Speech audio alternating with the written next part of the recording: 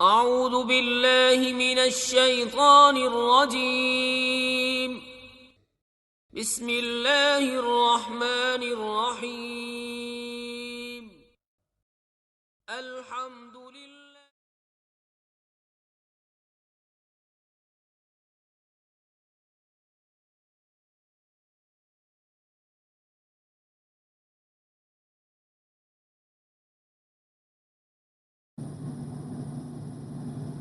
بسم اللہ الرحمن الرحیم الحمد للہ رب العالمین والعاقبۃ للمتقین والصلاۃ والسلام علی رسولہ محمد وآلہ واصحابہ اجمعین، اما بعد۔ آج ہم پچھلے جو 2 سبق پڑھے ہیں اس کے اندر جو چیزیں ہم نے کور کی ہیں اس کی روین ہے، اس کا اعادہ ہے۔ تو علم نحو کے اندر جو بات ہوتی ہے وہ لفظ کے اوپر ہوتی ہے۔ جو لفظ، جو چیز ہم منہ سے نکالتے ہیں، جو آواز ہم منہ سے نکالتے ہیں اس کو لفظ کہتے ہیں۔ لفظ یا تو وہ موضوع ہوگا یا مہمل ہوگا۔ موضوع کس کو کہتے ہیں کہ موضوع وہ لفظ ہوتا ہے جس کا کوئی معنی ہو، اور مہمل وہ لفظ ہوتا ہے کہ جس کا کوئی معنی نہ ہو۔ پھر موضوع کی 2 قسمیں ہیں، مرکب ہوگا یا مفرد ہوگا۔ اگر کوئی لفظ میں نے بولا ہے زید تو یہ ایک مفرد لفظ ہے۔ اسی طریقے سے میں نے کہا ہے ضربہ تو ایک مفرد لفظ ہے۔ تو اس مفرد لفظ کو کلمہ بھی کہا جاتا ہے۔ تو اس کی پھر 3 قسمیں ہیں۔ کلمہ کی مفرد لفظ کی 3 قسمیں ہیں، اسم ہے، فعل ہے اور حرف ہے۔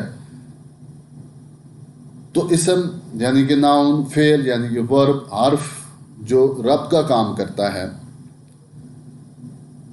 تو اسم کے اندر ایسا لفظ ہوتا ہے، اس کا معنی ہوتا ہے مگر اس میں کوئی زمانہ نہیں ہوتا۔ اور فعل ایسا لفظ ہوتا ہے کہ جس کے اندر کوئی زمانہ بھی پایا جاتا ہے، اور حرف جو پارٹیکلز ہیں اور یہ آپس میں ربط کا کام کرتے ہیں۔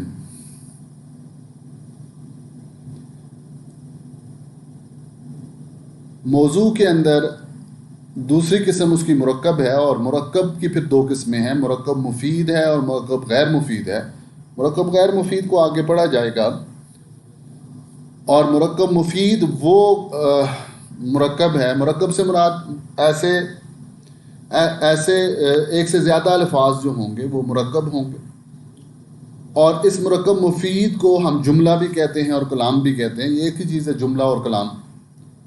آپ سے کوئی پوچھتا ہے کہ جملہ کیا ہے تو آپ کہتے ہیں کہ جملہ ایک سے زیادہ الفاظ کا مرکب ہوتا ہے، اور اس کو کلام بھی کہا جاتا ہے۔ پھر جملہ کی 2 قسمیں ہیں، جملہ خبریہ ہے اور جملہ انشائیہ ہے۔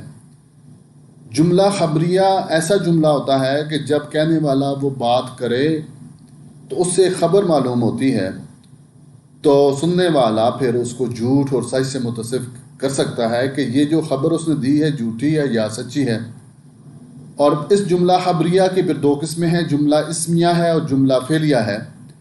جملہ اسمیہ وہ جملہ ہوتا ہے کہ جس کی ابتدا اسم سے ہو، جیسے ہم کہتے ہیں زید قائم، زید کھڑا ہے، تو یہاں پہ زید اسم ہے تو اس کو جملہ اسمیہ کہا جائے گا۔ اور اس میں خبر آ رہی ہے کہ زید کھڑا ہے، تو جب اس نے بات کی زید کھڑا ہے تو سننے والا دیکھے گا کہ کیا واقعی زید کھڑا ہے۔ تو اگر زید کھڑا تھا تو اس کو وہ کہے گا کہ یہ سچی خبر ہے، انسان سچا ہے۔ اگر وہ زید اس وقت کھڑا نہیں تھا تو اس کو کہا جائے گا کہ یہ جھوٹی خبر ہے۔ جملہ فعلیہ سے بھی خبر دی جاتی ہے، جیسے ہم کہتے ہیں ناصر زید امرن، زید نے امر کی مدد کی ہے، تو پھر دیکھا جائے گا کہ کیا واقعی میں زید نے امر کی مدد کی ہے۔ اگر کی ہے تو یہ خبر سچی ہے اور کہنے والا سچا ہے، اور اگر اس نے مدد نہیں کی تو یہ خبر جھوٹی تھی اور کہنے والا جھوٹا ہے۔ تو جملہ خبریہ اصل جو جملہ ہوتا ہے جملہ خبریہ ہی ہوتا ہے، اور جملہ خبریہ کے اندر پھر جملہ اسمیہ، جملہ فعلیہ ہیں۔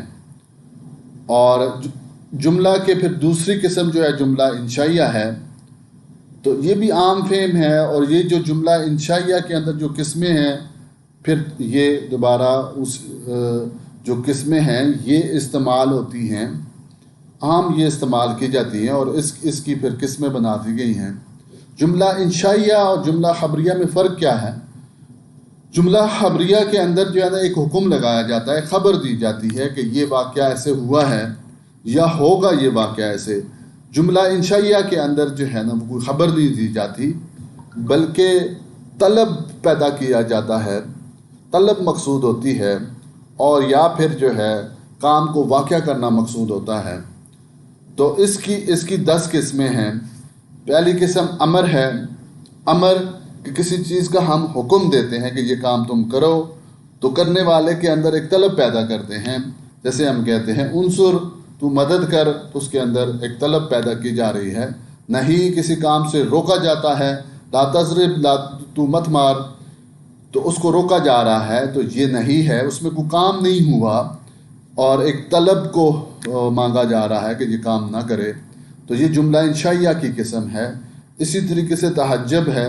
تحجب کے لیے کچھ جملے استعمال کیے جاتے ہیں، وہ جملہ انشائیہ کے لیے ہیں۔ استفہام ہے، کسی سے سوال کیا جاتا ہے۔ تمنی ہے کہ ایسا جملہ کہ جس سے کوئی تمنا کی جائے۔ ترجی ہے کہ جس کے اندر امید معلوم ہو، ترجی کے اندر۔ ندا، ایسا جملہ کہ جو حروف ندا سے کسی کو بلایا جائے، اپنی طرف متوجہ کیا جائے۔ عقود عقد سے ہے اور معاملہ ہے، اس کے اندر جو ہے خرید و فروخت اور نکاح کے جو جملے ہیں وہ جو ہے استعمال کیے جاتے ہیں۔ اور عقود جو ہے اس میں طلب نہیں ہوتی، کام کو واقع کرنا مقصود ہوتا ہے۔ اسی طریقے سے قسم ہے، جملہ قسمیہ ہے، اور عرض ہے، کسی کو اچھے الفاظ سے ایک جو ہے نا وہ مناسب الفاظ کے اندر اس سے بات کی جائے کہ تو اگر ہمارے پاس آئے تو تمہارا میں اکرام کروں، تو اس طرح کے الفاظ کے ساتھ جو ہے وہ اس کے اندر طلب پیدا کی جاتی ہے۔ تو جملہ انشائیہ کی جو قسمیں ہیں وہ 10 ہیں۔ تو ہمیں، کیونکہ ہم نے عربی کی طرف جانا ہے، تو ہمیں یہ پتہ چلے گا، ہم دیکھ کے ہی پہچان لیں گے کہ یہ جملہ اسمیہ ہے یا جملہ فعلیہ ہے، اور اس کا معنی پھر جو ہے نا ہم صحیح کر سکیں گے۔ اور اگر ہمیں معلوم نہیں ہوگا کہ یہ جو جملے کی قسمیں ہیں اس میں سے کون سا جملہ یہاں پہ استعمال ہوا ہے، تو معنی کرنا ہمارے لیے عربی کا پھر مشکل ہو جائے گا۔ تو یہ چیزیں، یہ ٹرمینالوجی بھی ہیں، اور یہ بیسک چیزیں ہیں، اور یہ بنیادی چیزیں ہیں۔ ان کو ذہن میں بٹھانا، اور یہ بڑا لاجیکل ہے، اور ایک ترتیب کے ساتھ ہے، کوئی ایک ربط ہے اس کے اندر، اور ایک لاجک ہے اس کے اندر، اور اس کو اس طریقے سے اگر ہم لے کر چلیں گے تو ہمارے لیے اس علم نحو کو پڑھنا جو ہے وہ بہت آسان ہو جائے گا۔ جزاکم اللہ خیر و اکثر الجزا۔ السلام علیکم ورحمۃ اللہ وبرکاتہ۔